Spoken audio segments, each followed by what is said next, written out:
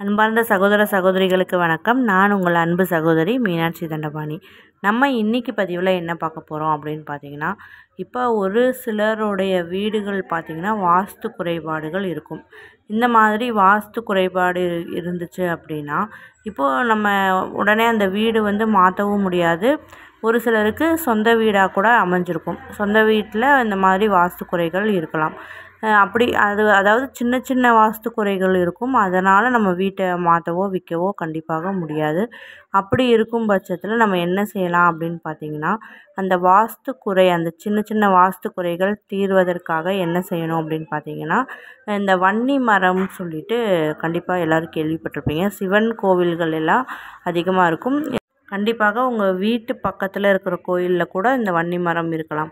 இப்போ இந்த வன்னி மரத்தில் இருக்கிற குச்சிகள் இருக்குல்ல, கீழே விழுந்திருக்கும். அந்த வன்னி மரத்தோடைய குச்சிகள் அந்த கோவில் ஸ்தலங்களில் கீழே விழுந்திருக்கும்.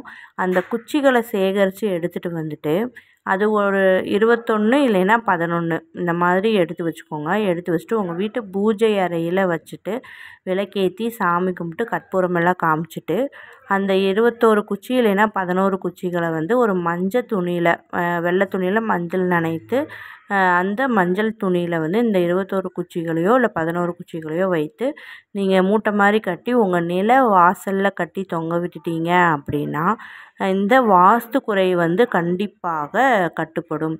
அதனால் இருக்கக்கூடிய பிரச்சனை நம்மளுக்கு பாதிக்காது அப்படின்னு சாஸ்திரங்களில் குறிப்பு இருக்குது. கண்டிப்பாக அந்த குறைகள் நீங்கும். அதில் எந்த சந்தேகமும் கிடையாது. வன்னி மரமே சிவகடாட்சியம் நிரம்பியது. இதை நம்ம வாசலில் கட்டி விடுறதுனால நம்ம வீட்டுக்குள்ளே கெட்ட சக்திகள் வராது. அதே மாதிரி கண் திருஷ்டிகளும் ஏற்படாது. நிறைய நேர்மறை ஆற்றலை ஈர்த்து கொண்டு நம்ம வீட்டுக்குள்ளே சேர்க்கும். உங்கள் வீட்டில் வாஸ்து குறை இருக்குது அப்படின்னு நினச்சிங்கன்னா கண்டிப்பாக இந்த மாதிரி ட்ரை பண்ணி பாருங்கள். இந்த பதிவு உங்களுக்கு பயனுள்ளதாக இருக்கும்னு நம்புகிறேன். நன்றி, வணக்கம், வாழ்க வளமுடன்.